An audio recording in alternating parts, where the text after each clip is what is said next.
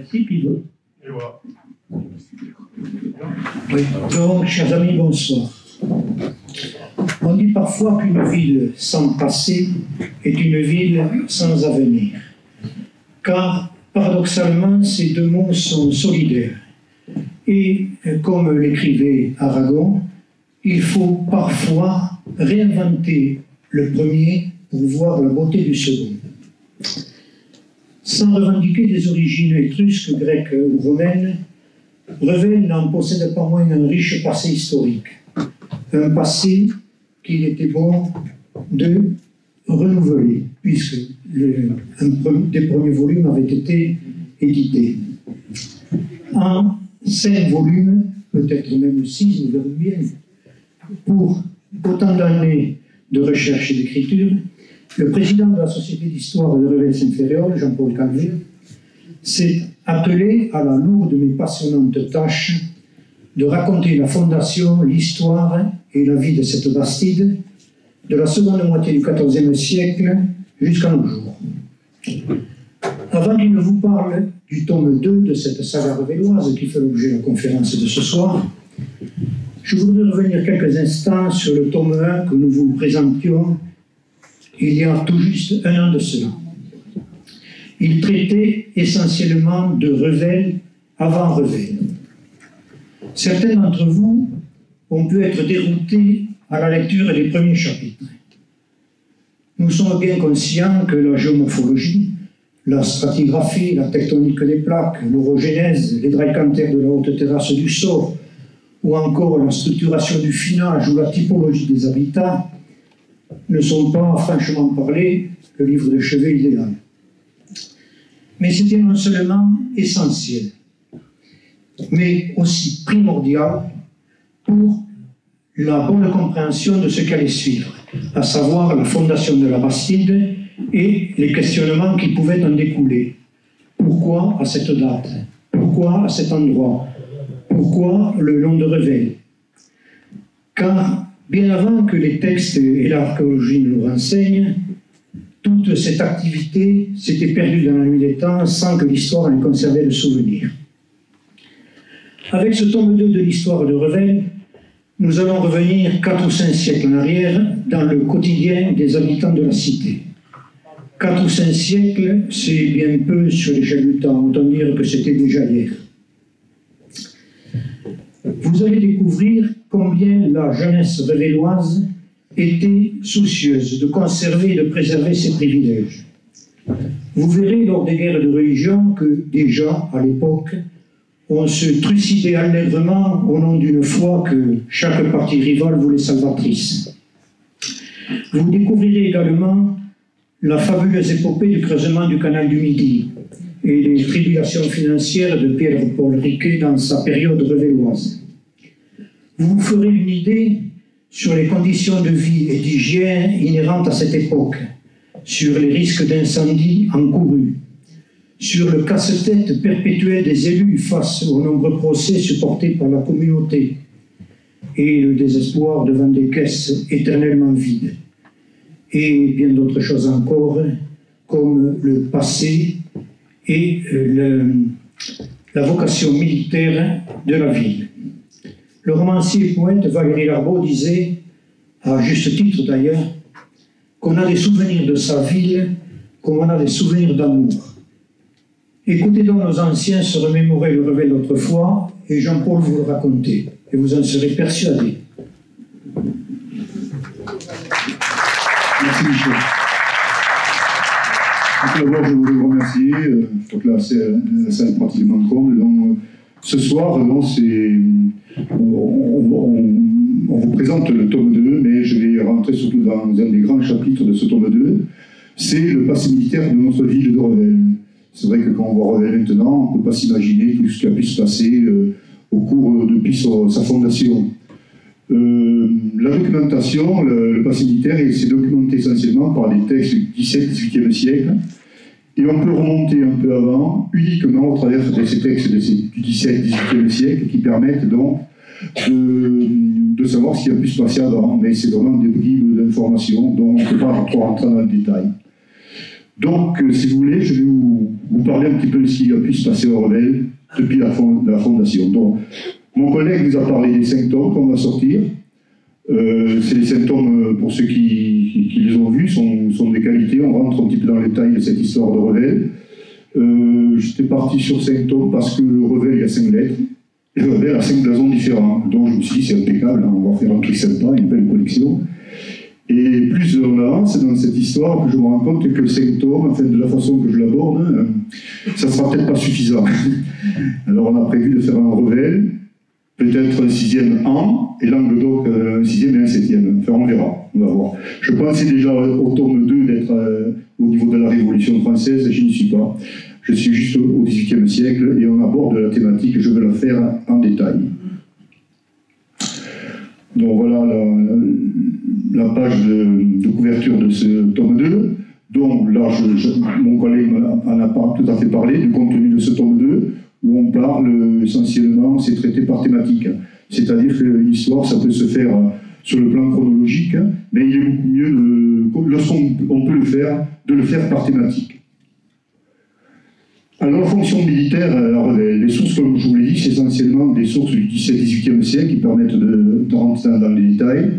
Et on recherche, ces archives sont assez nombreuses pour le lycée XVIIIe. On les retrouve essentiellement aux archives départementales du Tarn, de l'Aude et de l'Hérault. Vous allez me dire de l'Aude et de l'Hérault, bien oui, parce que tout simplement, il y avait des échanges épistolaires, des échanges administratifs qui se faisaient entre Carcassonne, qui était la ville où se trouvait le grand bataillon militaire de notre région, et l'Hérault, puisque Montpellier était le siège des États du Languedoc. On retrouve aussi beaucoup de documents dans les archives municipales de Revel, notamment au travers des registres consulaires qui ont, pour ceux qui ont été conservés en tout cas, ils ont été conservés à partir de 1650 jusqu'à la Révolution française, dont nous avons environ une quinzaine de registres consulaires qui permettent donc de rentrer vraiment dans les détails de la vie quotidienne de nos Revellois et de nos Revelloises. Enfin, aux archives nationales, évidemment, et des écrits, des auteurs, des écrits qui ont été faits sur, par exemple, le diocèse de Lavore, les militaires à Lavore, ainsi de suite. Alors, il faut d'abord, je vais traiter à 2 niveaux. Le premier niveau, on parlera de la milice qu'on appelle la milice rurale, la milice bourgeoise, qui est quelque chose de très local, qui était uniquement à Revel, qui va donner à la Révolution française, qui va donner après la garde nationale. Voilà, alors ça je vais vous parler un petit peu, on va commencer d'ailleurs par ça. Et après on parlera de la milice royale, mais la milice royale, c'est l'armée royale, avec des contingents, c'est essentiellement des petites divisions qui viennent à Revel, Revel étant une ville-étape.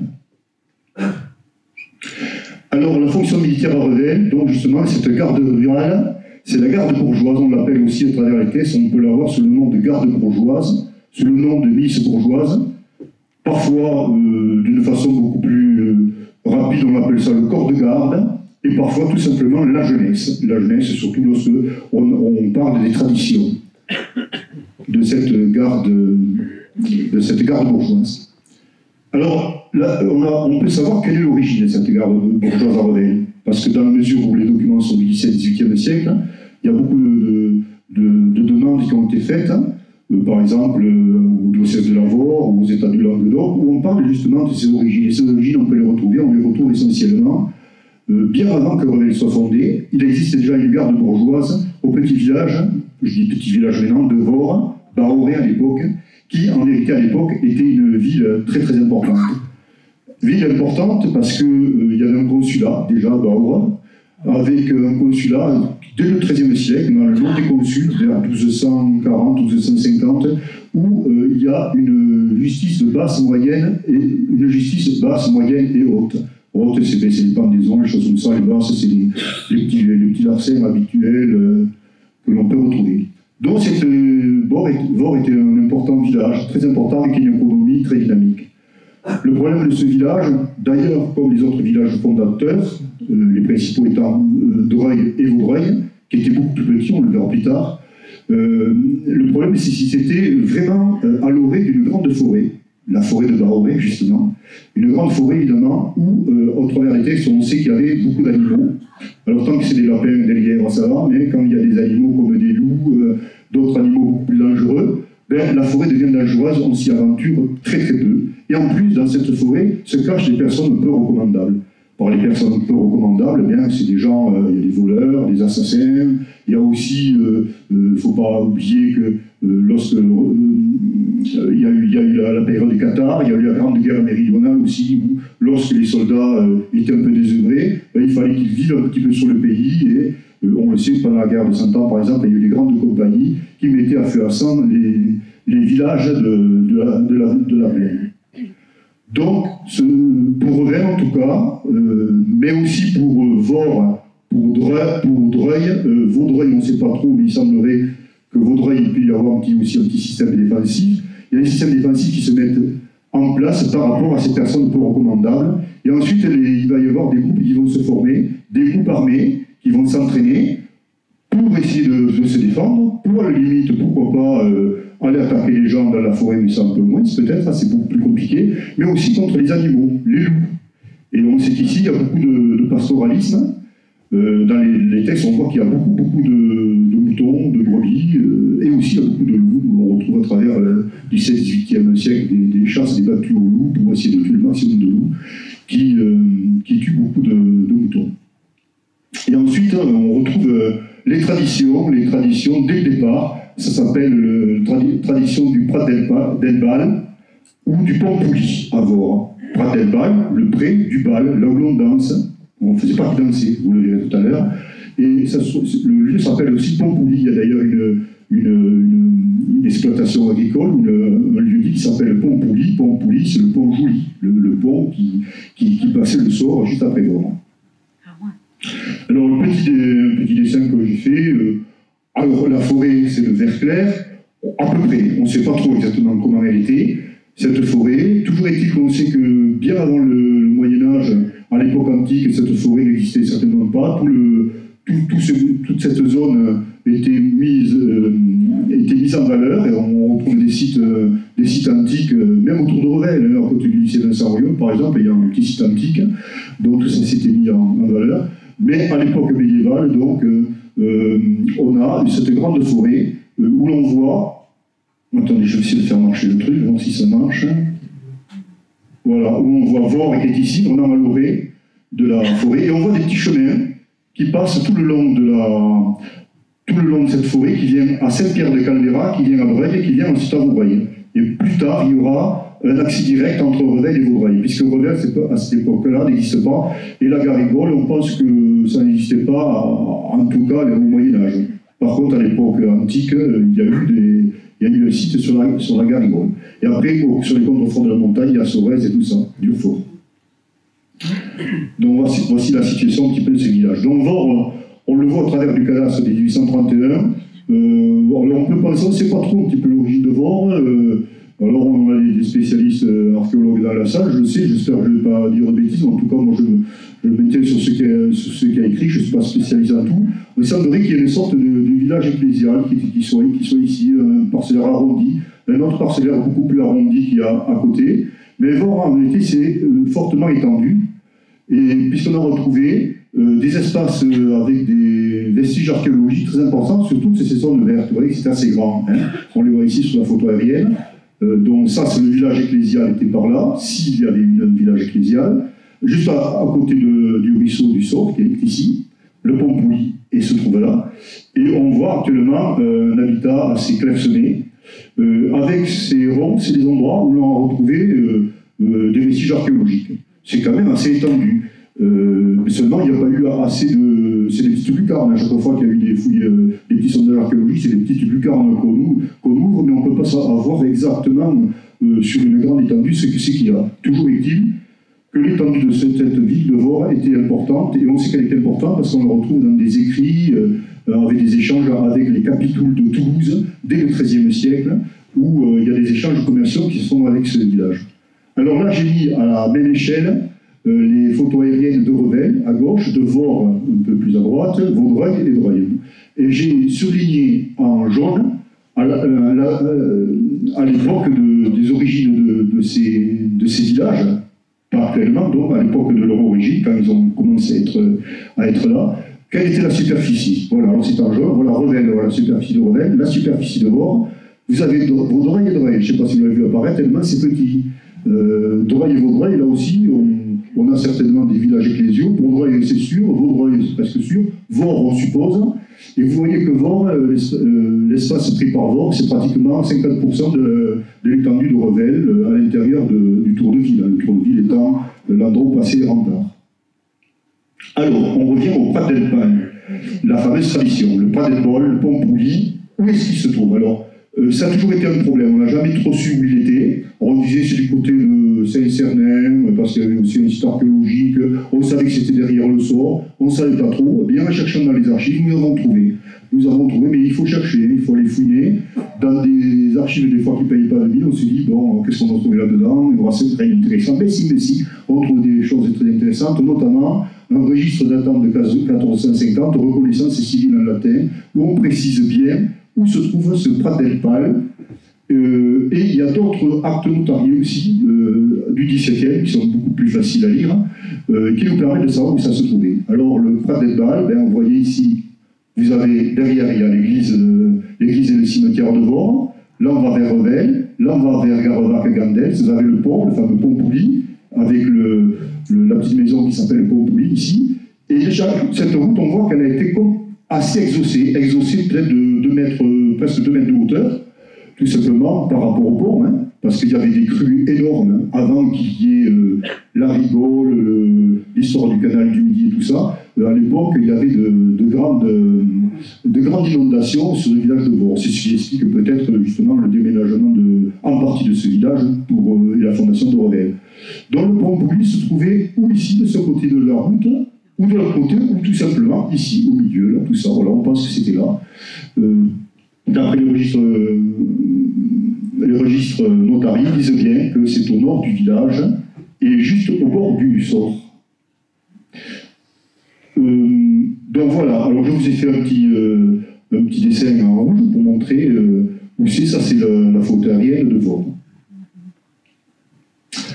Alors il y a une tradition qui était ancienne, du XIIIe siècle, où c'est que chaque année, et notamment le dimanche et le lundi de Pentecôte, et ça avait une valeur religieuse évidemment, hein, c'était la Renaissance, la nouveauté qui se mettait en place, la résurrection, je pense que c'est ça aussi. On allait au Prat d'Elpagne à Pont-Pouilly au chant de gloire, le chant de gloire. Et au chant de gloire, lorsqu'on était à Revel, on a continué cette tradition, et le lundi de Pentecôte, on partait de Revel. Ça durait environ demi-heure, on le sait, ça durait demi-heure pour y aller, et on allait à Vore, à ce fameux Prat d'Elpagne, où il se passait plein de choses. Alors ça se passait comme ça. Premièrement, il y avait cette garde bourgeoise, qui était à pied à cheval, qui avait au beffroi, qui allait récupérer les consuls. Il y avait une avant-garde de 6 personnes, puis il y avait le contingent militaire qui suivait, avec les consuls, et ils allaient à la porte de casse. La porte de casse, c'est la photo que vous avez là, et ensuite il y avait un défilé et cavalcade autour de la ville. Et après, on partait en direction du Prat d'Elpagne. Là, il se passait des jeux, des danses, le prix du tir, le tir de l'arquebuse, des jeux d'adresse, où on décrétait qu'il y avait un champion. Il y avait, c'est un peu comme les Jeux Olympiques, un petit peu du coin. Il y avait un vainqueur, ces gars-là, pendant un an, c'était la personne la plus importante, le jeune le plus important de la ville de Revel. Et après, on revenait à Revel, dans l'ordre inverse, c'est-à-dire que c'était les consuls qui étaient en tête, et la milice bourgeoise était derrière. Le lendemain, on allait parfois au pas de vin Notre-Dame, il y avait souvent une messe et un tédéum. Alors à l'époque, on s'est amusé à faire des petites images virtuelles, on s'amusait, l'histoire peut être didactique, on peut s'imaginer comment ça pouvait être cette porte, étant donné qu'il y avait un ruisseau avec un pont, un abreuvoir qui était à gauche. Il y avait une troupe armée de 40 personnes environ, une troupe à cheval de 40 personnes, avec les étendards, on va essayer de revoir tout ça ensemble. Et ça permettait donc, cette image permet de savoir, voir un petit peu comment ça pouvait se passer à l'époque. On n'a pas de film, de photos, mais on s'amuse à faire ça. Je surveille l'heure, je ne veux pas être trop long, voilà. Alors là, je vais vous passer rapidement. Donc je rappelle ici la ville de Revel, avec le regroupement de tous les petits villages qu'il y a autour. C'est vrai que lorsque la bastide de Revel a été fondée en 1342 par le roi Philippe VI de Valois, très rapidement, il y a eu un dépeuplement très important de tous les petits villages qui étaient en dispersion totale dans la plaine. Beaucoup de petits villages sont pratiquement morts, il n'y a pratiquement plus rien, il y avait pratiquement plus d'habitants. Par contre, la ville, elle, en quelques années, elle s'est remplie. Elle s'est remplie puisque quelques années après, on voit qu'il y a des ordonnances royales qui organisent la mise en place d'un juge, la mise en place de personnel, parce qu'ils disent qu'il y a plus de 3000 habitants. En l'affaire quelques années, cette ville qui est partie de rien arrive à 3000 habitants très rapidement. Il y a un important déplacement de population, et ça on le comprend. C'était pas forcé, hein, les gens n'étaient pas forcés d'y aller. C'est que tout simplement, ils avaient intérêt à venir à Revel. Parce qu'à Revel, il y avait, bon je ne vais pas rentrer dans les détails, sinon on est là jusqu'à 2h du matin, il y avait une charte des communes qui précisait les droits et les devoirs, et c'était vraiment très clair, très net. Enfin, pour l'époque en tout cas, il y a une sorte de, je ne vais pas employer le mot, mais une sorte de liberté individuelle où les gens pouvaient monter leurs affaires et il y avait, ils pouvaient le transmettre aux enfants, chose qui n'était pas forcément, qui existait ailleurs. Alors la garde bourgeoise à Revel. Alors, comme je vous le disais, au début c'est la grande forêt. Voilà la grande forêt. On voit la montagne noire au fond, on voit ce qui constitue le voile maintenant, tout à fait au fond. Donc au milieu de cette forêt, eh bien, on fait un petit défrichage. On commence au centre, à un point donné. Là aussi, je ne vais pas rentrer dans le détail, c'était un point bien choisi pour pouvoir y amener de l'eau et pour qu'il n'y ait pas d'inondation. Cette bassine va pouvoir s'ouvrir, se mettre en place au milieu de cette forêt et pacifier quelque part cette contrée, mais aussi lancer une dynamique économique, permettre au roi de bien montrer que c'était lui le patron ici, c'est une bassine royale, n'oublions pas. Ça permet aussi de relever les taxes. Très rapidement, on voit arriver les compois, ce qui permet de faire ce qu'on appelle maintenant nos taxes foncières. Donc ramasser de l'argent pour les gens qui avaient des espaces dans cette ville.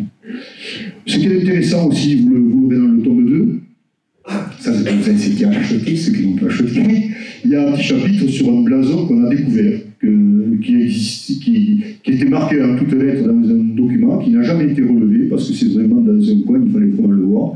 Il s'agit d'un blason avec l'air de Revel, Reibel, avec la couronne royale au-dessus, mais chose qui n'est pas connue, qui était tenue par deux biches. On sait que les biches sont associées à la déesse Diane, qui est déesse de la chasse, de la guerre, de la nuit. Là, on colle un petit peu avec le passé militaire, la garde bourgeoise de Revel. Et la forêt, et tout ça. Alors, déjà, dans la charte de fondation de Revel, celle que l'on connaît en tout cas est un vidimus, c'est-à-dire qu'il y a une copie de l'original, puisque l'original n'existe plus, mais qui est la copie conforme, on pense que c'est la copie conforme de l'original. On dit bien que les consuls de cette ville peuvent donc mettre en place une garde pour garder la ville en armes de jour et de nuit, faire apprendre, arrêter les délinquants, les malfaiteurs, et ainsi de suite. Donc ça c'est bien clair, et c'est là, au cours chaque fois qu'il y a un nouveau roi, il y a des vidimus qui reviennent et qui reprécisent tout ça, pour bien montrer que cette ville a ces privilèges-là.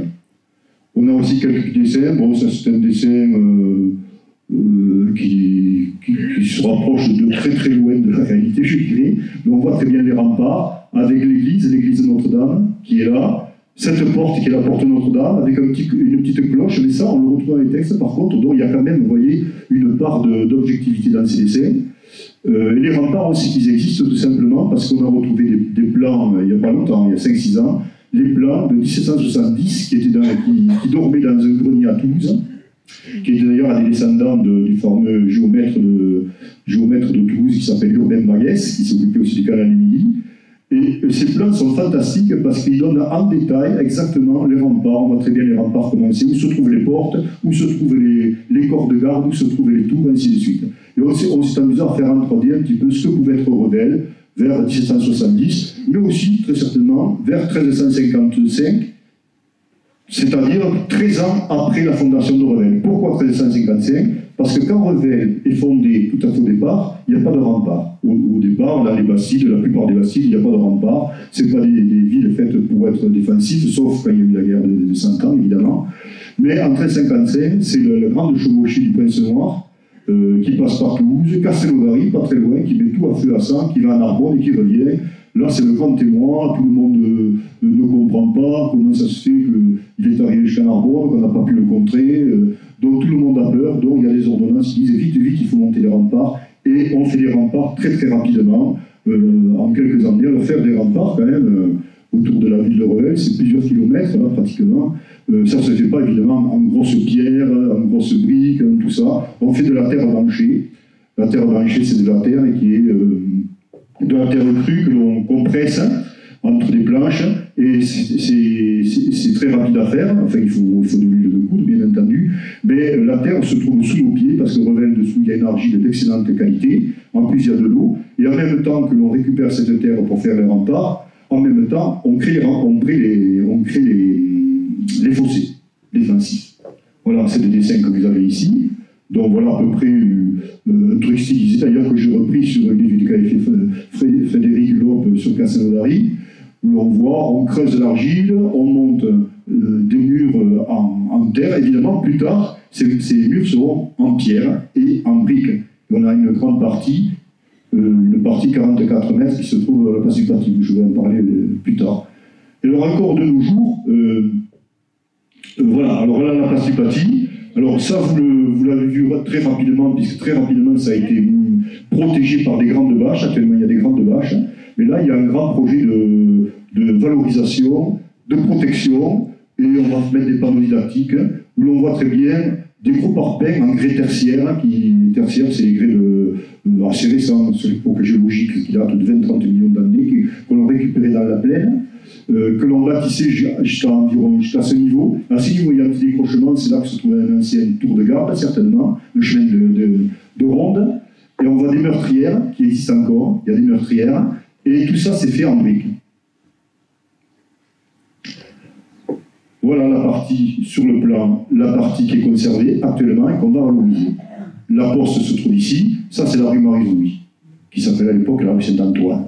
On voit très bien sur ce plan qu'il y a des espèces de bâtiments, de garde à chaque porte. On peut s'imaginer même qu'il y a un système à 2 portes ici. 2 portes, ou en tout cas, c'est des montants en pierre qui permettent de faire des renforts des murs. Un petit pont ici, et là c'est l'eau qui coule tout autour. Évidemment, les fossés, là, en 1770, sont énormément remblayés. Et on voit des petits escaliers qui permettent de monter peut-être sur le toit de cette maison, et ensuite prendre le chemin de ronde qui est là, et qui correspond bien à ce que je vous ai dit juste avant, le petit décrochement qu'il y a dans le mur, dans le rempart.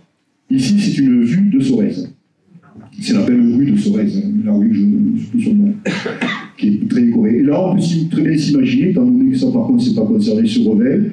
Si vous allez à Saint-Denis, par contre, il y a une belle escoussière qui existe aussi, et qui peut se donner l'idée un petit peu comment était à l'intérieur des remparts, les remparts de Revel qui pouvaient être comme ça, à l'intérieur une petite rue qui s'appelle les Escoussières, qui faisait tout autour de la ville, et après il y avait les maisons qui étaient ici. Souvent, même dans certains castelnaux ou certains castrums médiévaux, les maisons sont directement adossées au rempart. Et là, il est prévu d'ailleurs des ordonnances royales qui disent que les maisons ne doivent pas toucher au rempart, tout simplement par sécurité, en cas d'incendie ou des trucs comme ça.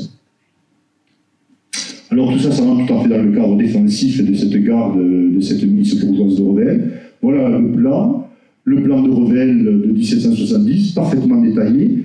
Ce qui est intéressant de voir, c'est qu'il n'y a que 4 portes. Il y a évidemment des rues partout qui se coupent en angle droit. Ça, c'est le standard un petit peu des Bastides, du phénomène de Bastide. Par contre, il n'y a que 4 entrées. Et alors, ce qui est intéressant, c'est que lorsqu'on rentrait dans une entrée, par exemple, par l'entrée de l'église Notre-Dame, c'était la porte de Carcassonne, on ne pouvait que aller tout droit avec les charrois. Arrivé au niveau de la place centrale, il fallait bien traverser, parce que si on allait tout droit, on se retrouvait devant un mur. On ne pouvait pas aller tout droit, dans n'importe quel sens que ce soit. Donc on était obligé de faire une espèce de tracé en baïonnette et ressortir par l'autre porte. Là, c'est la porte de Casse, c'est l'actuelle, là, c'est la rue Victor Hugo. Pareil dans l'autre sens, puisqu'il y a les 4 portes. Là, c'est la porte Saint-Antoine, et c'était la porte de Toulouse.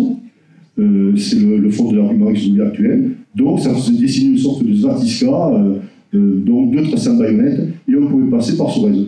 On peut, alors ça c'est peut-être pas tout à fait objectif, mais moi je pense que là, il y avait quand même quelque chose d'intéressant, c'est que ça voulait dire que déjà au XVe, XVIe siècle, il n'y avait pas les chemins extérieurs qui permettaient de contourner la ville. Donc, lorsqu'on vient de Toulouse, de Carcassonne, de Sorèze, d'Ourgne, Mazamet ou de Castres, lorsqu'on devait aller de Castres, par exemple, à Toulouse, mais on était obligé de passer par la ville, passer par le centre, et là, souvent, il y avait des octrois, des choses comme ça, des taxes qui étaient mises en place. Ça permettait de contrôler un petit peu la population, et on peut supposer aussi que si par hasard, lors d'une attaque de la ville, les gens pénétraient par un endroit, ils étaient obligés de se retrouver au centre, ils ne pouvaient pas très rapidement ressortir. Enfin, je ne sais pas, c'est moi qui dis, je ne suis pas du tout spécialiste de l'art militaire de cette époque-là, donc je vous le donne, vous en ferez ce que vous voudrez. Il y a des spécialistes de l'art militaire dans la salle, je sais que après vous me direz, ou si vous voulez intervenir de suite, n'hésitez pas. Donc, bon, on continue. Donc, ce qui veut dire que toutes les autres rues étaient aveugles. On se trouvait contre des remparts. Alors, ça donnait ça. C'est vrai, là, je vous prends la rue des Écuries actuellement, où l'on voit très bien, là, c'est la Poste, ici. On peut très bien passer. À l'époque, on ne passait pas. Hein. Paf, s'il y avait un rempart, j'ai eu quelques petits chevaux pour bien voir, et le chemin de ronde. Toutes ces sorties, qui ne sont ouvertes qu'à la fin du XVIIIe siècle, et certaines ne sont ouvertes qu'au début du XIXe, étaient complètement obstruées. Ce qui posait quand même des problèmes d'aération pour la ville. Hein. Ils le disent d'ailleurs, dans les textes, on le voit. Il y a des gros problèmes d'hygiène, mais ce n'est pas le thème que l'on traitera ce soir. On le traitera quand je vous présenterai le tome 3. Donc après, il y a les ronds. Vous avez vu, les ronds, ça c'est ce qu'on retrouve, les emplacements des tours. Il y a des tours contre les remparts. Alors ce qui est intéressant, c'est qu'à un endroit, près de la place du Paty, où on a une vision externe du mur sur environ 1,50 m, 2 mètres de large. On voit très bien la structure un petit peu du mur extérieur. Donc on s'est amusé, toujours pareil, parce qu'on s'amuse quand même, hein, l'histoire, on a essayé par la numérisation de multiplier cette photo par x fois. On le voit très bien, hein, on voit la reproduction, et pour avoir une idée un petit peu du mur tel qu'il pouvait être vu pour les gens qui venaient de Toulouse et lorsqu'ils arrivaient à Revel. Et on a mis le tour, c'est la tour de Piloran, qui est à peu près, en chronologie, qui correspond à peu près au tour de Revel. Voilà, et les tours sont présentées comme ça. Celle-là, c'est celle qu'il y a ici, vous voyez, et là, il y a des tours tout partout. Donc Revel, voilà, on peut s'imaginer un petit peu une sorte de petite cité de Carcassonne. Voilà. Alors après, à chaque entrée, il y avait des corps de garde. Des corps de garde plus ou moins importants. Le plus important quand même était au Paty, c'était ici. Et à chaque entrée, 1, 2, 3, 4, il y avait des corps de garde. Des corps de garde qui étaient des petites maisons, les petites maisons que je vous ai montrées. Alors il y en a une qu'on n'a pas pu garder, qui se trouve actuellement sur le parking qu'on a fait donc, à l'ancien stock d'Arnaud à la place du Paty. Voilà à quoi ça pourrait représenter. Là, il y avait une porte, on devine la porte qu'il y avait une petite fenêtre, et le bâtiment est là, et là, il y avait des gros piliers, des beaux renforts en pierre, et ça se trouve près de ce qu'on appelle le bastion. Sur le plan, on retrouve le terme de bastion. Donc, à chaque porte, ça c'est la porte Notre-Dame, on voit très bien ces bastions avec les escaliers qui permettent de monter au rempart. On peut supposer que par-dessus la porte, de là, il devait y avoir un passage en hauteur qui permettait d'aller là à là. On pouvait faire tout le tour de la ville. Et à certains endroits, il y a des petits trucs très particuliers. Ça, c'est une échauguette. Je voulais vous le montrer un peu plus loin. Une échauguette qui remplace une tour, si vous voulez. Enfin, qui remplace une tour. C'est pas comme une tour, mais c'est une petite avancée qui permettait un petit peu de contrôler et à la limite d'avoir une fonction défensive. Alors, cette partie-là que vous voyez ici, je fais la photo actuellement. Actuellement, le problème, c'est qu'elle n'est pas dans le bon ordre. Parce que vu, il y a l'église qui est à gauche, elle est à droite. Et là où c'est qu'il y a la résidence d'étoiles maintenant, le pont de bâtiment est à côté. Alors, tenez-vous bien aux chaises, ça va tourner. On fait tourner le truc, on le met comme il faut. Boum, paf, ça y est, c'est bon. Voilà, alors qu'est-ce qu'il fait ça tombe là. Bon, voilà, alors là c'est dans l'ordre, vous avez l'église là, voilà. Vous avez les chauguettes qui est là, le corps de garde qui est là, et là évidemment, on s'est amusé bien, ça amuse comme les gosses. Donc voilà, on a refait un petit peu, là je crois que c'est la porte de Mirepoix qu'on a mis aussi, qui est chronologiquement, qui correspond un petit peu à la fondation de Revel. Il pouvait y avoir une porte un peu de cette architecture-là, avec les remparts, et la fameuse échauguette qui est là. Voilà comment ça pouvait être lorsqu'on venait de Carcassonne, par exemple, à Revel. Voilà comment ça se présentait. Dans chaque corps de garde, évidemment, il y avait cette miss bourgeoise qui gardait. Voilà les choguettes, la fameuse choguette. Alors là, on l'a en photo. Ben, c'est pas les choguettes de Revel, bien entendu. C'est les choguettes de Carcassonne. Mais attention, entendez-moi bien, c'est pas la cité de Carcassonne, c'est la ville basse, c'est la Bastide. La ville basse. Et si vous passez à Carcassonne, quand vous verrez ces murs, vous les connaissez ces murs, vous savez, comme dans la mer, là-bas, on passe à côté, quoi. On voit ces vieux murs, c'est pas la cité de Carcassonne, je reprécise. Quand vous voyez ça, eh bien, écoutez, ça, c'est vraiment les remparts de Revel. Parce qu'on retrouve bien ces parpaings, là, parallélépipédiques, voilà. Bon, vous avez compris, qui est une forme de parallélépipède, en grès de la plaine. Vous avez vu qu'à un moment donné, il y a un niveau, et après, ils rebâtissent en briques au-dessus. C'est vraiment Revel, quoi. Avec les choguettes, c'est ça. Il faut vous imaginer, voilà, près de la porte de Notre-Dame, comment ça pouvait être. Ah, les choguettes. Petit dessin en 3D qui montre le système. Alors ça, c'est du sérieux, quoi. C'est pas de la bande dessinée, hein. C'est pas fait au pif. On l'a fait d'après le plan. D'ailleurs, vous voyez que dessous, il y a le fond du plan Manguès dessous, et dessus, on a reporté avec les systèmes, ça s'appelle SketchUp, le logiciel, on l'a remonté en 3D, les portes, ça c'est la porte Notre-Dame, avec le petit escalier, le petit corps de garde, ça c'est la route de Castres, ici, alors les escaliers par contre, la sonne de ce côté-ci, et ça c'est la porte de Toulouse, l'arrivée de Toulouse par là, la porte de Toulouse avec les escaliers qui montent là, et le fameux bastion. Alors là, on a quand même un gros point d'interrogation, c'est pas trop, est-ce qu'ils avaient l'intention en projet de monter une caserne, est-ce que c'était un endroit où on mettait des chevaux, on ne sait pas. Ça n'a jamais été construit, sauf Arnaud avec son grand hangar. Alors, le beffroi de Revel, évidemment, qui n'avait pas l'allure et qu'il a actuellement, puisque actuellement, le beffroi en tout cas date de 1830, ça c'est le beffroi en panne de bois de l'époque, d'après un dessin que l'on a retrouvé sur des comptes de marchands de braquet de Revel. On peut estimer que ça devrait vraiment ressembler à ça. D'ailleurs, il y a une gravure sur voie de la Garrigue qui représente aussi l'ancien beffroi, d'après des descriptions de gens de témoins oculaires, et qui ressemble plus à ça. Donc, on peut très bien supposer que notre beffroi de Revel, au XVIIIe siècle, ressemblait à ça. Avec la pendule, avec le petit campanile à mots, le petit coq, c'était tout à fait ça. Voilà. Alors, si je vous dis ça, c'est que ce beffroi, cette place centrale telle qu'on la voit actuellement, ça n'a pas servi que pour le marché, parce qu'à une époque, il y a eu des bâtiments qui se sont mis dessous, on a mis un écorchoir et on a mis une boucherie, et on a même mis un endroit, à la place de la boucherie, où on a mis un corps de garde, parce que, tout simplement, un corps de garde qui servait aussi de salle de réunion pour les consuls, parce que le beffroi commençait à partir en miettes un petit peu, il ne tenait pas très bien, ils ont construit quelque chose d'un peu plus dur et plus facile à chauffer, aussi. Et d'ailleurs, on retrouve, alors là, il y a des gens qui ont dit que c'était le carcan, l'emplacement du carcan, d'un pilori, ces traces, c'est ce que je viens de vous montrer, c'est les emplacements des boucheries, des corps de garde qui étaient sous le beffroi. Quand vous les verrez, vous verrez que ces emplacements où on mettait des poutres pour mettre les pannes de bois.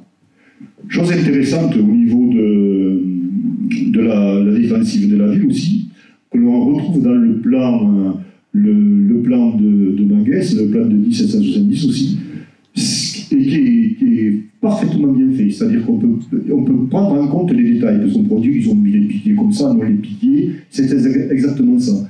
C'est exactement ces endroits qui se trouvaient, on les a comptés, c'est exactement ça. Ce qui est intéressant de voir, c'est que les piliers, il y en a tout le tour, y compris dans les entrées des petites rues adjacentes. Et il y a des piliers qui sont très très près, vous les avez ici. Les piliers sont ici, vous voyez. Et là, ça pose problème, parce que lorsqu'il y a une charrette qui arrive par là, ou par là, on ne voit pas trop comment ils peuvent rentrer à l'intérieur de la place. Très certainement, à un endroit, il y avait un endroit qui était beaucoup plus large, qui permettait de rentrer à l'intérieur de la place, et c'était obligé qu'ils rentrent dans la place, étant donné, comme je vous l'ai montré, le tracé en Zlatisca, le tracé en baïonnette, il fallait bien qu'ils passent d'une rue à l'autre pour sortir à l'autre rue. Et ça, c'est corroboré notamment par l'architecte Cambon, qui en 1830 fait un relevé géométral de la ville et qui est en train de revoir un peu les réalignements de façade, essayer de revoir tout ça. Et il dit qu'il faut absolument arranger ces angles de place, c'est plus possible, puisque à cet endroit-là, il parle de cet endroit-là, juste un homme à cheval peut juste passer. On va dire, bon là, je brode, là, je raconte n'importe quoi. Allez à Mirepoix. allez à l'aéroport, vous verrez, il y a encore un angle qui est fermé comme ça, et ils l'ont un peu arrangé pour que les voitures passent, mais les voitures passent tout juste. À l'époque, les angles étaient absolument fermés. D'ailleurs, actuellement, tous ces angles sont coupés, vous les verrez, les maisons sont coupées ici, comme ça, et donc là, c'est parti de galeries, il y avait même des maisons dessus, tout ça, ça a été détruit. On retrouve ça dans les textes. Est-ce que cette ville était en sécurité, même avec la garde bourgeoise? Mais non. Même avec la garde bourgeoise, il y avait des problèmes, pas mal de problèmes, et les gens mettaient des judas.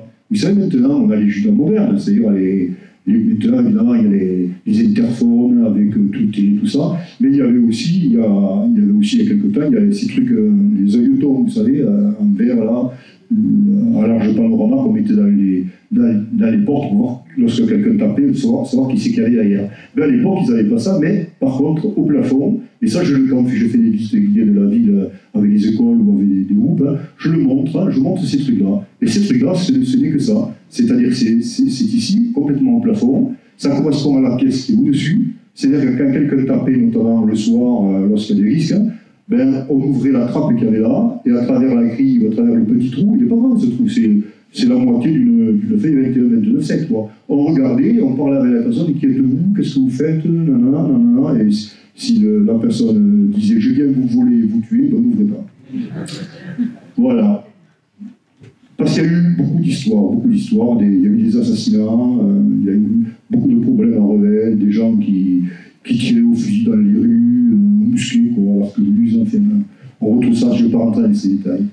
Alors, en fonction de cette garde rurale, je reviens, garde bourgeoise, eh bien, c'était avant tout quelque chose de représentatif, c'est-à-dire ils maintenaient cette tradition, avec cette fonction représentative, ils servaient au défilé, au Tédéum, ils étaient le support du pouvoir consulaire, et ils participaient à diverses cérémonies ou processions religieuses. Ils sont toujours là. Et souvent, lorsqu'il y a des processions, lorsqu'il y a des grandes cérémonies, on fait tirer les fusils, 10-15 fusils qui tirent, on fait tirer les boîtes à feu qu'ils appellent, c'est-à-dire c'est espèce de comme des petits canons, mais on mettait que des charges de poudre. Voilà. Et ça constituait un contingent supplétif pour l'armée.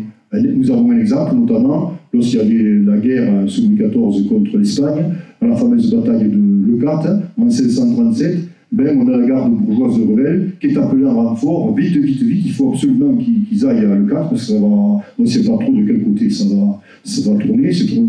La victoire a été pour les Français, mais il y a eu beaucoup de morts, notamment lorsqu'on va à Leucate, maintenant qu'on voit ces grands états, il y a eu beaucoup de morts là. Je ne sais pas si vous connaissez les ruines du château de Leucate, mais c'est un truc à voir. Et là, donc Revel s'en va, en renfort, très rapidement, au pas de course, je vais dire, ils ne prennent pas le train puisque ça n'existait pas, mais ils font vite, ils font le plus vite qu'ils font. Et les gardes bourgeoises de pas mal de petites villes comme ça ont été appelés. Et Revel, eux, dans les textes, ils disent qu'ils étaient très, très, très déçus, parce que lorsqu'ils sont arrivés à Narbonne, ça y est, la bataille était finie. Donc ils n'ont pas pu participer à la bataille, en tout cas, ça aura fait peut-être quelques Revellois qui ne seront pas morts grâce à ça. Parce que des morts, il y en a eu. Donc, cette garde bourgeoise, c'est le maintien de l'ordre aussi, sécurité des personnes et des biens, notamment la nuit. Ben, la nuit, c'est là il n'y a pas grand monde dans les rues, il y a des gens qui font une crise de faire des bêtises. Donc, évidemment, les horaires changent entre l'été et l'hiver, suivant le soleil, suivant l'éclairage. Et en fait, ils peuvent servir dans les cas de cordon d'hygiène pour la salubrité. On les voit, par exemple, lors de la peste de 1720, on les voit bloquer les portes de Revel. Ils sont tous dans les corps de garde et ils empêchent les gens de rentrer ou de sortir. Et lors d'épisodies, il y a une grosse épisodie qui se passe en 1600, la date je ne me rappelle plus, je me mélange un peu, vers 1760, il y a un truc énorme qui se passe au niveau de toute la France. Alors nous on est à la fin de cette épisodie, heureusement ça se calme un petit peu, mais on a des cordons militaires, les gardes bourgeoises qui se mettent en place, on interdit les gens d'aller d'un village à l'autre évidemment pour éviter que cette épidémie s'étende. Et enfin ils sont là pour appliquer les ordonnances et les décisions consulaires. Alors cette garde elle est formée de combien de personnes? Il y a environ 80 personnes, 40 personnes à cheval, et 40 personnes à pied, encadrées par les officiers et les sous-officiers. Bon, on a été acheté vite parce que je vois que le temps passe. Tu peux revenir en arrière, Jean-Charles, je ne sais pas le faire avec le truc. Alors, on a un tableau de garde aussi, un tableau d'organisation de ce corps où on voit, qui appartient à Revel, où on voit à droite la compagnie à cheval, la compagnie à pied, alors tout est expliqué. Là aussi, je ne rentre pas dans les détails, je vous garde trop longtemps, vous en aurez marre, vous ne reviendrez pas à la prochaine conférence après. Mais il y a des détails absolument délicieux, quoi. Parce que les gens, suivant leur niveau social, ils sont officiers ou ils sont piétailles, évidemment, gens à pied. S'ils ont de l'argent, ils ont des chevaux. Mais ce qui est intéressant, c'est qu'on met leur nom, le prénom, leur métier. Alors dans la piétaille, il y a beaucoup de gens qui sont dans les faiseurs de bas, peigneurs de laine, on voit très bien ici. Ça permet de dire ça aussi sur le plan économique, on voit un petit peu ce qui se passe sur le plan économique à Revel. Et ce qui est intéressant aussi, c'est qu'en plus de leur nom et leur prénom, on leur met un petit sobriquet. Alors, il y en a un qui s'appelle La Tendresse, l'autre, je ne sais pas, enfin, mauvais caractère, enfin, je crois que j'ai lu plus loin. Un autre qui, allez, c'est un peu grivois, je vais le dire, c'est Baise-moi, vous voyez, Baise-moi, Brenne d'amour, Sans chagrin, La terreur, Le terrible, Belle pointe, voilà. Mais ça, c'est pas spécifique à Revel. Vous allez aux archives au château à Paris, archives militaires, au château de Vincennes, merci, au château de Vincennes.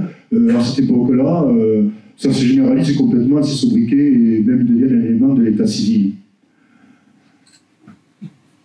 Alors ça, voilà, c'est dans l'époque, je vous montre les preuves un peu, vous avez vu la tulipe, hein, celui-là il s'appelle, allez, La Tendresse, hein. Lui c'est Baise-moi, La Tendresse, La Tulipe, Parcimonie, Sans parcimonie, voilà, c'est assez marrant. L'apparence, ah ben, ils n'étaient pas en guenilles, hein. Ils avaient un beau costume d'ailleurs qui est parfaitement bien décrit, qui a permis de faire un dessin, parfaitement décrit dans une archive de Revel, donc, où l'on retrouve donc comment ils habillaient les gens, avec le tambour, avec le drapeau, le sabre, les fusils, et tout ça. Le fusil avec la devise, on a une devise à Revel, Vincer vel mori, alors je ne suis pas latiniste, donc la prononciation ne doit pas être bonne, c'est vaincre ou mourir, voilà, vaincre et mourir, c'était d'ailleurs la devise de la compagnie de Turenne. D'ailleurs, ils l'ont repris certainement sur le régiment de Turenne. Vous voyez, on le voit ici, le régiment de Turenne, c'est le drapeau qui est en bas à gauche. En haut, c'est le drapeau royaux militaire que l'on retrouve dans tous les corps militaires pratiquement. Et à droite, c'est le drapeau de Revel, où on a même la hauteur, la largeur des bandeaux de la croix, tout est marqué. Ça, c'est le texte qui permet de dire comment les gens étaient habillés, habillés de bras, de drap bleu, avec des revers, les paravents, le col blanc, et ainsi de suite.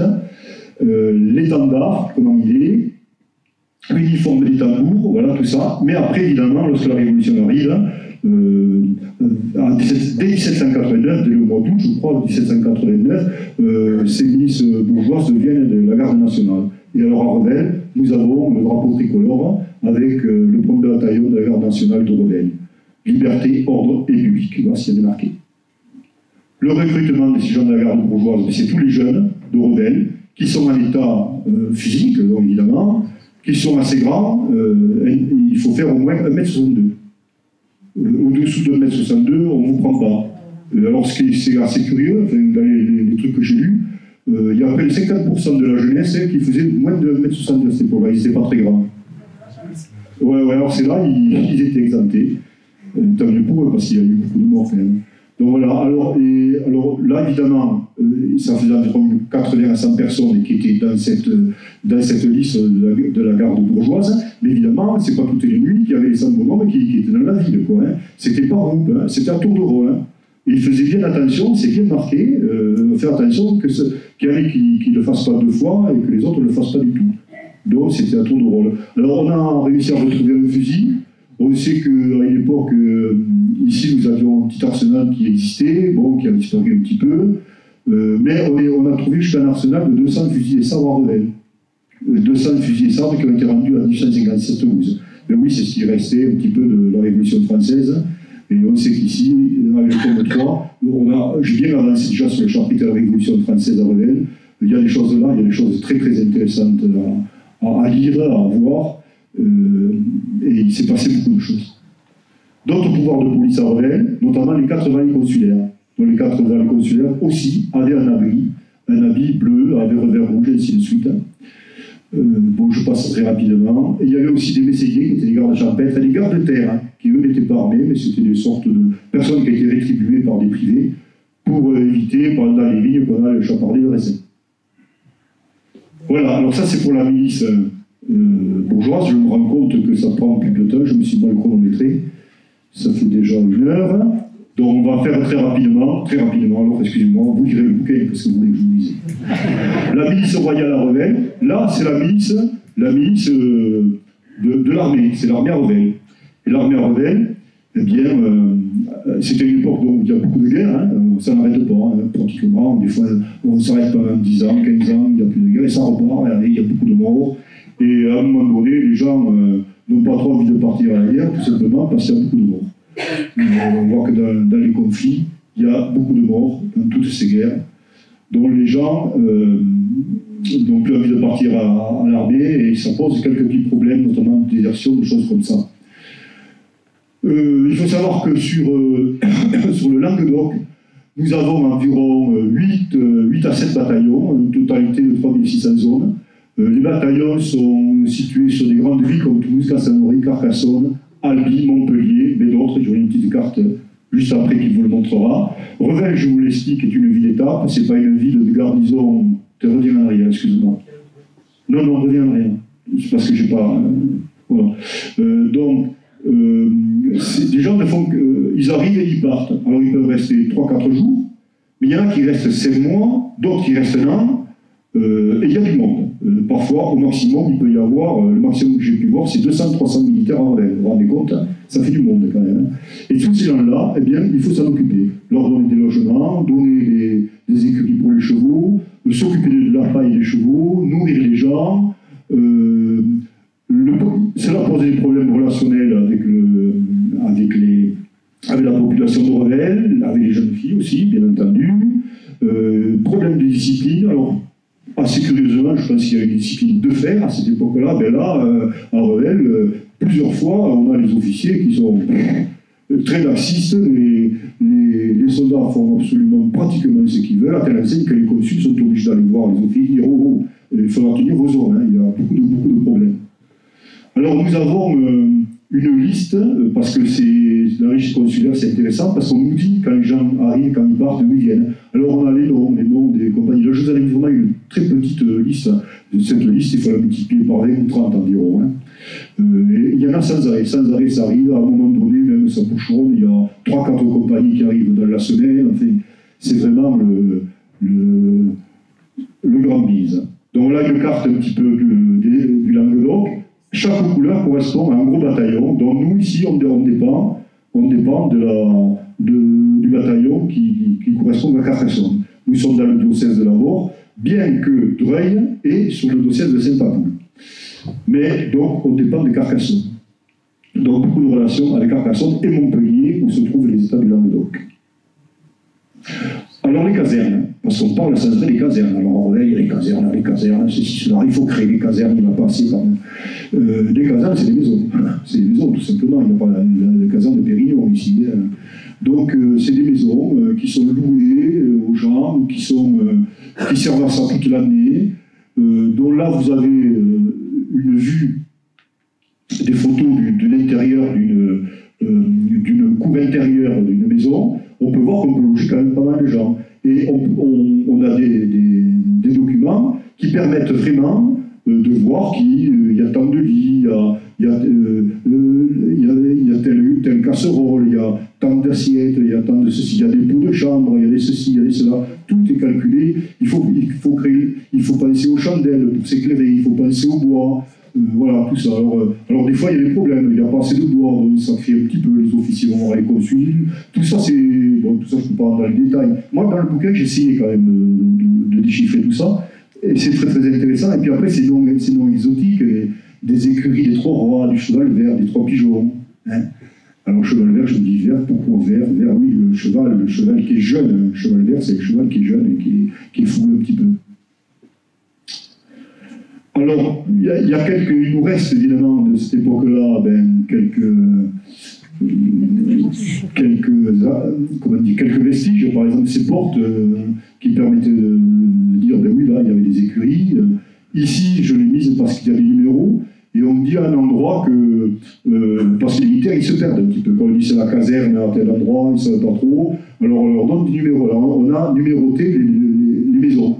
Alors celle-là porte le numéro 200, je ne sais plus, 278. Ce qui est assez curieux, c'est que si celle-là porte la 278, celle d'avant n'est pas, c'est pas 277, et l'autre après, c'est pas 279. Ils donnent les numéros comme ça. Et alors vous avez un 270 qui est là, un 260 qui est là-bas, enfin, je ne sais pas comment ils se retrouvaient. Et ils devaient s'y retrouver. Bon. Alors, on voit bien qu'il n'y a pas d'argent en Revel. Les linceuls, alors c'est pas les linceuls pour moi, hein, les linceuls c'est des draps. Hein. Les linceuls, quand ils sont en mauvais état, on les rapièce. Alors avec 3 qui sont en mauvais état, on découpe un tiers de l'un, un tiers de l'autre, on les coud, on fait à peu près là. Voilà. Voilà, il y en a 13 qui ont besoin d'être cousus, on fait des échimés, on fait ceci, cela. Et pour ne pas qu'on nous le pique, hein, on met la lettre R. Je ne sais pas si c'est un moyen de, quand le soldat partait, qu'ils ne prennent pas le drap. Il y avait la lettre R sur tous les draps.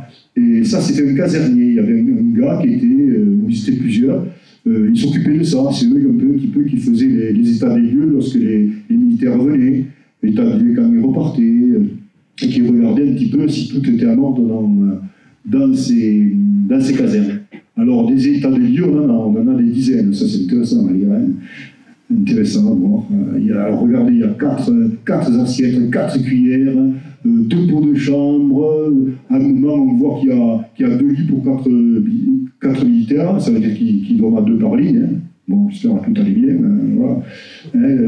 Des fois, ils sont à 7-8 dans une seule chambre, en fait, dans des conditions qui sont pas très marrantes. Évidemment, les officiers, ils ont des appartements à part. Hein. Voilà. Alors, on a aussi pas mal d'anecdotes.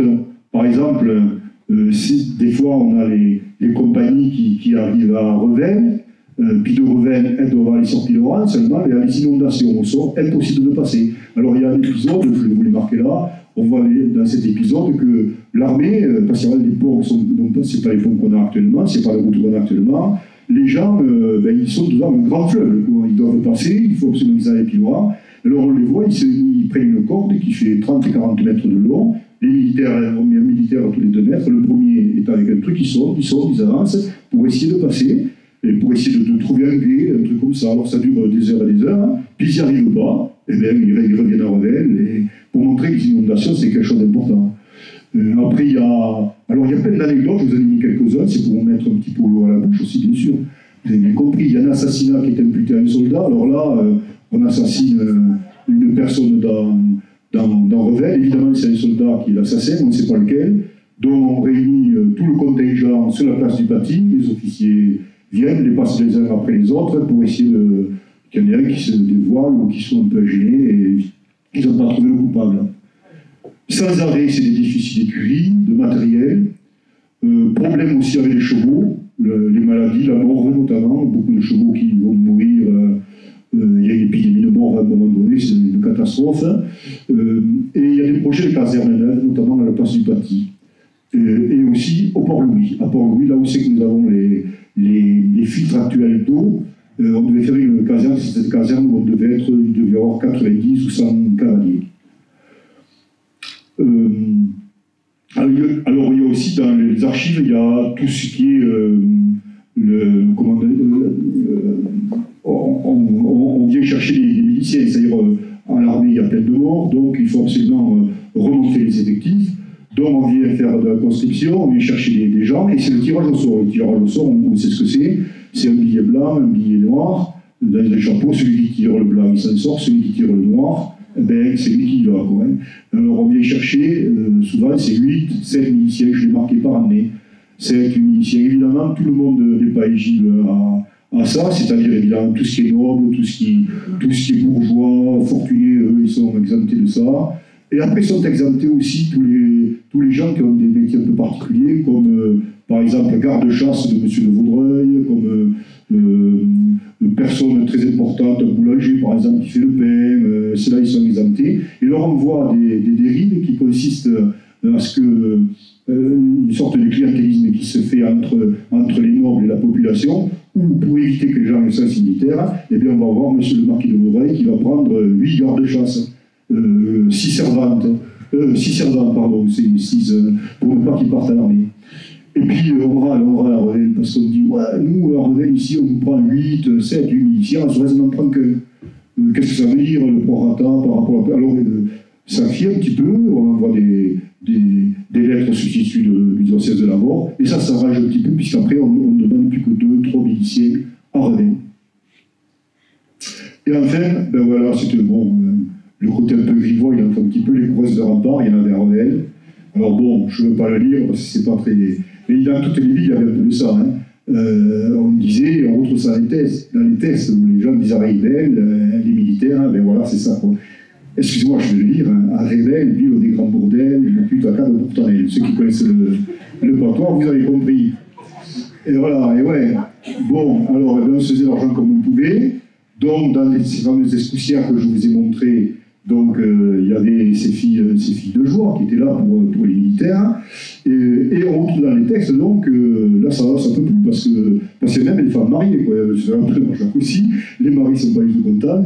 Il y a beaucoup de désordre civil, il y a beaucoup de problèmes. Donc, on décide au consul, on va punir ces petites putains, vous voyez, et on va les mettre sur le cheval de bois. Alors au début, je ne savais pas trop ce que c'était un cheval de bois, mais j'ai trouvé, c'est ça. Voilà, vous avez tout compris, je n'ai pas besoin de vous expliquer. Et ensuite, elles seront bannies de la présente ville, les femmes et filles qui seront surprises en adultère. Mais ça, on retrouve ce genre de truc aussi dans la charte de fondation, où là, c'est l'adultère qui est interdit. Quelqu'un qui est pris en adultère, il se retrouve tout nu, à faire 3 fois le tour de la ville, sous les acclamations et les applaudissements de la population. Beaucoup de désertions, énormément de désertions. Les gens en ont marre, vers 1750, 1760, les gens n'en peuvent plus. Il y a beaucoup d'insoumission, d'insubordination. On va avoir des recruteurs qui seront molestés. Sur 600 personnes qui sont relevées sur Roche et Saint-Sauveur, il y en a 422 qui désertent. C'est pareil, vous avez vu, c'est parce que. Non, mais c'est dans les textes. Écoutez, moi j'ai repris les textes. Hein. J'ai dit, c'est pas possible. Si, ça a déserté. Et le roi va essayer de donner des ordonnances pour alléger tout ça. Mais bon, après la Révolution française est arrivée, c'est plus possible, quoi. Et les exemptions, comme je vous disais, sont aussi nombreuses suivant la taille, la santé, la classe sociale, je vous en ai parlé un petit peu, la profession. Il y a aussi celui qui a de l'argent qui va payer en remplaçant. Voilà. Alors, s'il y a des remparts, s'il y a des portes, s'il y a des cadenas c'est évidemment, mais les portes et les remparts, c'est pour éviter que les gens de l'extérieur rentrent, mais c'est aussi pour éviter que les soldats qui sont à l'intérieur sortent pour aller piquer ce qu'il y a dans les vergers. Les raisins, des trucs comme ça. Et Dieu sait qu'il y a des problèmes comme ça. Donc tout ça, on essaye les soldats disciplinés, souvent il y a beaucoup de problèmes, les Aragons qui se défoulent dans la ville, des fois c'est les militaires, la milice provinciale, royale, qui va se battre avec la milice bourgeoise, la milice rurale, il y a des échauffourées, les officiers d'Axis, je vous en ai déjà parlé. Les locaux sont dégradés, les ustensiles subtilisés, enfin. En plus, souvent, dans les ustensiles, c'est souvent la population, les habitants de Revel qui vont prêter un lit, qui vont prêter une poêle, qui vont prêter un truc comme ça. Et les gens hésitent à la fin de prêter tout ça parce qu'on leur vole tout. Alors évidemment, les militaires à Revel, c'est le tome 2, ça s'arrêterait disons vers 1780. Évidemment, attendez le numéro 3, on va attaquer la révolution à Revel. Il y a beaucoup de choses à dire sur les militaires. Il y a aussi le 19e siècle, avec l'armée qui est toujours là, puisqu'il y a des ordres, des demandes pour mettre des gens dans des logis. On voit qu'encore, on donne des baux pour mettre des militaires dans des maisons, dans des casernes. Il y a aussi un dénommé Augustin Gravial qui est un Revellois, qui a un parcours militaire très exceptionnel, très particulier, puisqu'il arrive à être un Revellois. Il y a quelque chose de mettre, hein. Il est là. Là, c'est la photo du mouvement insurrectionnel de la Commune de Paris en 1871. Et ce gars-là va faire monter des canons sur l'Arc de Triomphe. Ça, c'est pas connu. On a découvert ça un petit peu. Hein. Donc, voilà, il s'en tire, lui. On n'est pas fusillé. Et ça devient un inventeur d'une machine à coudre, d'un truc à pétrole. Il y a aussi toute l'épopée de 14-18, l'hôpital militaire à Revel. les défilés, ça a été aussi 2 régiments d'infanterie qui sont venus faire des séances d'entraînement avant de monter au front à Revel. Tout ça, ça a été analysé, déjà publié sur le bulletin de 14-18. Et enfin, il y a un 39-45 avec une publication de l'AFA, les cours francs de la Montagne Noire, et notamment le défilé du 14 juillet 44. Tout ça, vous le verrez plus tard. Voilà, merci, j'espère pas avoir très long. Merci pour votre présence et je vous dis à bientôt pour les prochaines conférences. Merci.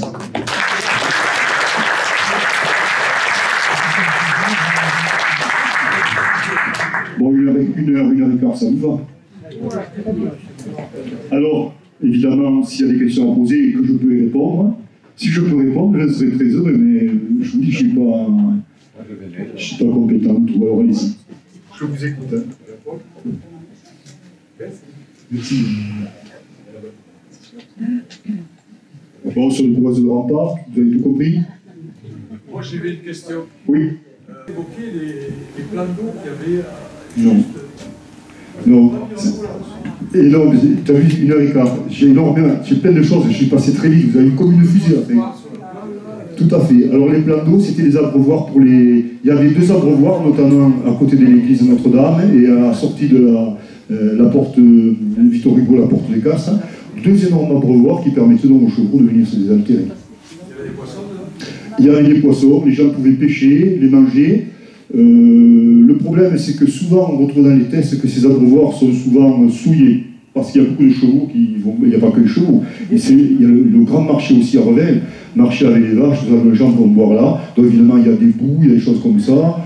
On se retrouve dans des conditions d'hygiène, ça on l'a commencé à analyser. J'ai failli le publier dans le tome 2, ce sera le tome 3. Des problèmes d'hygiène catastrophiques, c'est catastrophique, Revel. Enfin, c'est formidable parce qu'on... On voit comment les gens vivaient, quoi. C'est écrit, où on voit les gens qui... Excusez-moi, je parle de ça, mais il y a un moment donné où ça se finit au tribunal, parce qu'il y a une femme qui vit de ses pots de chambre par le premier étage, quoi. Il se tombe sur la tête de quelqu'un parce qu'il ne l'avait pas vu. Il était au-dessous à l'histoire de colombage, vous savez. Bon, après, c'est le choléra en 1854, évidemment bien avant la peste. Les épizooties aussi, qui sont catastrophiques, qui tuent pratiquement tout le cheptel. Oui, ça, c'est le vieux film qu'on a. Voilà, c'est pour vous reposer votre regard là-dessus, plutôt que de me regarder tout le temps. Il est malin, lui. Ça, c'est un film exceptionnel. On aura l'occasion de vous le présenter au Ciné-G. C'est un film des années 56, où l'on voit la vie de Revel à l'époque. Là, on sort de la thématique de ce soir. Voilà. Alors, il n'y a pas de questions, vous avez tout compris? Bon, je tiens à vous dire... oui. J'ai une question, mais qui est un peu en dehors du sujet d'aujourd'hui. Oui. À savoir, tous les travaux qui ont eu lieu dans Revel, dans les rues, est-ce qu'ils ont fait l'objet de suivi archéologique et non? Pas de suivi archéologique. Par contre, moi j'ai suivi, je regardais, mais on aurait dû le faire en préalable. C'est quand même un problème, ça. C'est quand même un problème. Déjà, les remparts, ça a failli passer un peu à la trappe. Alors, j'ai suivi, ouais. Alors, les informations, écoute, franchement, j'ai suivi le truc, mais bon, tu sais, je suis pas archéologue, quoi. Enfin, pas professionnel en tout cas. Le problème, c'est que toutes les rues de Revel, depuis plus d'un siècle, ont été creusées, recreusées, tout ça, et tu retrouves des bribes, si tu veux, de ces aqueducs souterrains, tu vois, mais qui sont coupés en morceaux, tu vois, mais on sait exactement où ils passaient, tu vois, par où ils passaient. Donc j'ai pris des photos, j'ai fait des... D'ailleurs, il y a un truc qu'on a publié sur le tome 1, je crois sur le tome 1, tu le verras, où c'est qu'on voit très bien que l'aqueduc, à un moment donné, ils le font trop petit, ils le décapitent en haut, ils le remontent et ils refont le couple, on le voit bien, quoi. Mais après, je vais te dire, quand j'y allais, à la fin, il me faisait comme ça quand il me voyait, tu vois. Parce que, alors on a récupéré c'est Roger où tu es. Roger Julia. Bon, enfin, il est par là, il est timide, personne. Là-bas, il y a Roger Julia qui suivait aussi, on était plusieurs de la société. On a récupéré quand même du mobilier, je vais l'appeler, puisqu'on appelle comme ça, des tuyaux en terre, des choses comme ça, tu vois. Mais après, on a regardé les fondations des maisons, ça alors. Très intéressant les fondations, parce qu'il n'y en a pas. C'est pas sur l'argile, c'est de la folie, ça tient, hein, c'est les uns avec les autres. Hein. Et après, après, on voit très bien par la place du Paty. Puis à la place du Paty, là, ils y sont. J'ai dit, alors là, j'attendais, j'ai dit, tu vas trouver des traces de l'ancienne église, l'église des Antonins. Tu parles, et quand ils ont creusé, mais qu'est-ce que tu trouves? Tu trouves du sable, des trucs, ils ont sorti, il y a 60 ans, ils ont mis des grosses buses, tout a été déjà passé au crible. Alors tu trouves quelques pierres un peu équarries, tu vois, mais franchement, hein, il aurait fallu qu'il y ait un suivi, mais tu le sais comment c'est l'histoire des travaux. Hein? Nous avons eu les 3 grâces. Il y a eu les 3 grâces, voilà. C'est l'histoire au bar PMU, au centre. Je l'ai su en retard. J'ai su qu'il y avait la police scientifique qui s'était pointée à Revel. Je l'ai su assez tard. Ils avaient trouvé le squelette. Hein. Donc les gens qui trouvent le squelette, ils préviennent la police municipale appelle la police qui vient avec les blouses blanches, je me sens tout le truc, tu vois. Enfin, ils regardent, ils disent, oh, c'est vieux, ça, c'est vieux. Tu penses, oui, c'est les sépultures des manettes de Belloc. Mais c'est dommage, parce que là, par contre, hein, tu vois, il y avait le truc. Ça aurait été bien de le fouiller, tout ça. Voilà. C'est un problème. Masse comprise. Je ne dis pas plus. Et voilà, oui. Les militaires, la garde, mais est-ce que les métiers de cette époque, des gens qui travaillaient, qu'est-ce qu'ils faisaient? Ah, les gens qui... À Revel. Alors, à Revel, l'économie était basée essentiellement sur... Alors, pas le pastel, parce que souvent on dit c'est le pastel, c'était plus sur le coton du Lauragais, à manger, vous voyez tout ça. C'était essentiellement des marchands drapiers, des faiseurs de bas. Et ça, on le retrouve, mais ça, on sort un peu de la thématique de ce soir. Ça, on l'a analysé parce qu'on a beaucoup de documents sur le tome 3. Il y a des marchands drapiers qui font du commerce avec l'Espagne, avec l'Italie du Nord, ça se vend dans les grands marchés de l'UNAS, mais ça, on le retrouve dès la fondation de Revel. Ici, si vous voulez, ce qui est intéressant, c'est qu'il y a beaucoup de pastoralisme, beaucoup de moutons. Qui dit mouton dit laine, dit filage de la laine, donc il y a les teinturiers, il y a les tanneurs, dans la rue de... Mais je ne vais pas rentrer dans les détails, j'en ai pour une heure à vous expliquer. Dans la rue du Temple, par exemple, cette rue qui est la plus large de Revel, il y avait les tanneries, il y avait les teintureries, voilà. Et alors, quand vous lisez, on a eu la chance de pouvoir acheter, je le dis, on a eu pour 2500 €, mais on y a mis le paquet, on avait un peu de sous, c'est grâce à vous tous si on a pu se l'acheter, parce que vous achetez les bouquets, on fait un peu de bénéfice, c'est pas beaucoup, mais avec l'argent, le bénéfice qu'on a acheté, 18 registres, ou 15 registres plutôt, d'un marchand drapier qui s'appelle Barmermont-Lacombe. Personnage qu'on retrouve dans le théâtre, on ne savait pas trop ce que c'est. Ce type-là, c'est un truc incroyable. C'est un gars très important. On le voit à un moment donné, on ne comprend pas tellement. Il m'a mis beaucoup d'argent pour un marchand drapier. Beaucoup d'argent. Il m'a mis plus d'1 million de livres en 2-3 ans. 1 million de livres au 18e, c'est énorme.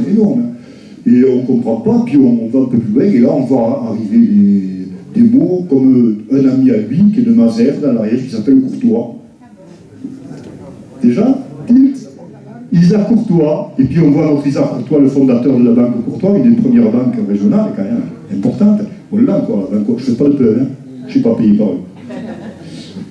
On voit Isaac Courtois, qui vient à l'église de Notre-Dame, comme parrain du fils du Barmermont-Lacombe. Et alors, si vous remontez le truc, mais là, ça devient une vinasse, c'est-à-dire parce que le Barmermont-Lacombe, on voit qu'il a des descendants de Mazères. Donc, son grand-père peut-être était copain avec le grand-père du Courtois, enfin voilà. Donc, vous refermez un petit peu le cercle. Donc, il y avait des banques à Revel, dans cette époque-là, beaucoup de marchands drapiers, beaucoup de tanneurs, et évidemment, après, il y a tout le petit artisanat qu'il peut y avoir, hein, le petit artisanat. Alors le bois, il faisait du bois, mais c'est bien plus tard, c'est avec Moumouri qu'on commence à voir ce meuble d'art, si vous voulez, qui dès 1885, 85-86, se met en place. Là aussi, on a fait une publication là-dessus, très détaillée. Ben, c'était pas très long pour les Moumouri, on en parlait comme ça, mais là, on a pu voir que son père était sur les pontons anglais, il était à Versailles, enfin, on retrouve, c'est quand même formidable, ils sont fait. Si vous embêtez, il y en a là, si vous venez chez nous, et je vous assure, les archives, mais on est comme un gosse devant un sapin de Noël. Écoutez, moi quand j'ai trouvé le blason avec les biches, ces biches elles sont vraiment belles. Et plus je les regardais, plus je trouvais qu'elles avaient des beaux yeux, ces biches, vous voyez. Et c'était un blason qui n'était pas connu, c'était formidable, donc on y prend du plaisir. Donc voilà, on trouve des choses. Augustin Henrial, ce gars-là qui a inventé la machine à coudre, que l'on retrouve donc. Que l'on retrouve dans le mouvement communaliste de Paris, on le retrouve sur les barricades, les dernières barricades, puis il s'en va, il part en Alsace, qui était récupéré par les Allemands. La mobilette à pétrole, le manège, la montgolfière, il est de Gustave Eiffel, vous entendez? Parce qu'il revient après, en 1880, il y a l'amnistie, tous ces types-là qui se sont échappés des mouvements communalistes, ils peuvent revenir. En 1880, il revient.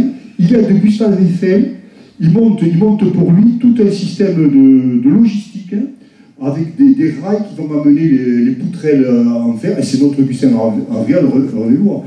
Il était inconnu ce type-là, on l'a trouvé comme ça, et on a fait un gros bouquin, pareil. Mais quand le bouquin, si vous le voyez un jour, on ne l'a même pas, parce qu'il ne se vend pas beaucoup quand même.